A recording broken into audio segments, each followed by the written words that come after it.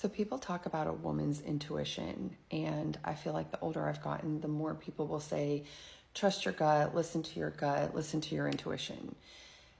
However, if you grew up in an abusive home, had trauma in childhood, any kind of detachment that you may have experienced, particularly in childhood in those developmental years, tapping into your intuition can be nearly impossible.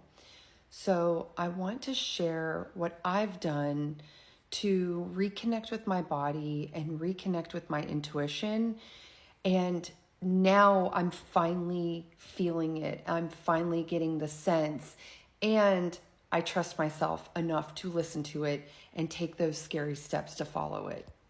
Okay, so in childhood, if you are in an abusive environment, and this can happen on all kinds of levels, right? So I'm going to use the easy example of you fall and scrape your knee and your body is telling you that it hurts. But the adults in your life who you trust and you look to for guidance are saying, it doesn't hurt, don't cry, you're fine. We start to see a disconnect between our body and the messages being sent to our brains and listening to it.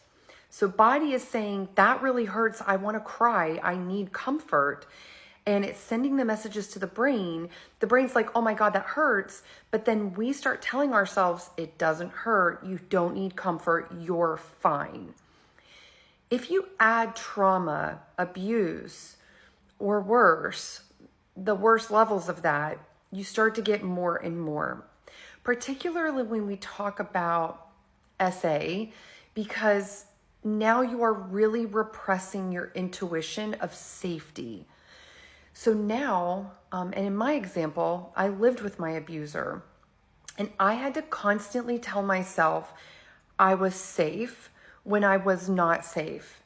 I'm okay when I was not okay. My body was not my body. This is a really common thing, that people experience. So of course, as an adult out in the world, you encounter a stranger, your body is screaming, this is an unsafe situation, but you're so disconnected from your body and your intuition that you talk yourself out of it. And you're like, no, you don't know what you're talking about, body. You don't know what you're talking about. Okay, so now you know how we get there. How do we reconnect? So I started, first of all, therapy has helped me. So therapy helped. Secondly, honoring discomfort.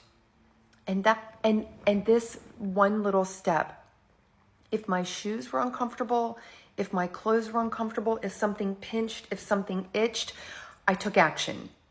I didn't tell myself it doesn't itch. The tag on your shirt isn't a problem. It isn't bothering you. I cut the tag out. I gave the shirt away. I donated it. I quit wearing the shoes. Honoring the little discomfort started bringing me closer. And then I would say, oh, I'm really craving a comfort food I found during therapy, which is so bizarre, was saltine crackers with butter. I don't know why, but rather than talking myself out of it, it's not good for you, it's weird, like what kind of white people stuff is this, right? I ate it. And if I had to eat a whole sleeve of saltine crackers with butter to comfort my body because this is what I was craving and this is what made me feel better, I did it. Now, I knew that this would not be forever. I knew that I was going through this as a way to recalibrate listening to my intuition. If a friend made me feel tired, if a friend drained me, I quit hanging out with them. I had tremendous guilt over this. I had a lot of external pressure, uncomfortable feelings about why I was choosing to be comfortable. You are too vulnerable as you are recalibrating your intuition with your body and listening to yourself. You are too vulnerable to deny what you need. You have to trust yourself and listen to your body. And if that means turning down birthday invitations, turning down coffee, unfollowing them on social media, if it makes you feel bad, you have to honor it. This is the whole reason you're in this disconnection of not being able to trust your intuition, because you haven't listened to your body and your needs for so long. You have to begin somewhere. So I started logging off when I was tired. If I felt tired, it's 2 p.m. I'm an entrepreneur. Everything is telling me to work. I didn't. I closed my computer. I went into my room. I was in the darkness and I tried to close my eyes and go to sleep. You start to realize a few things when you do this. Number one, no one cares if you eat a sleeve of saltine crackers and butter. No one cares. It is your life. You felt better, you got through it, and now I don't need that. I don't need to eat that at all.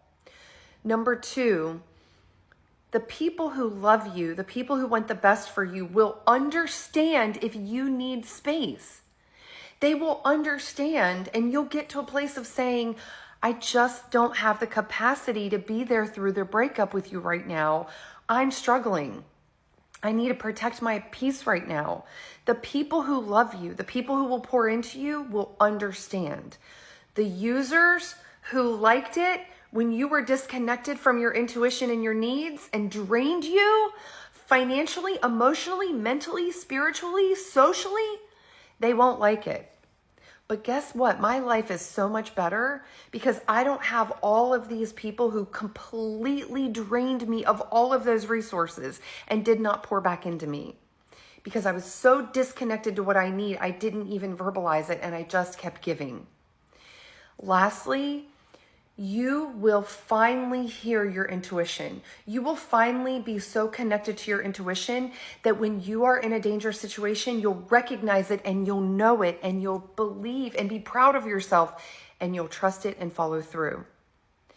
I have put myself in so many harmful situations because I was not honoring what my body was telling me because I couldn't even hear it. And then later on, I blamed myself. I literally would say to myself, do I have a face of like, please abuse me? No, it wasn't my face. It was my pattern. It was my habit. I was disconnected. The radio dial wasn't tuned in. Tuning in that dial, listening to it, and it being loud is something that you can come back to because it is a natural human instinct to protect ourselves. You can find that place again.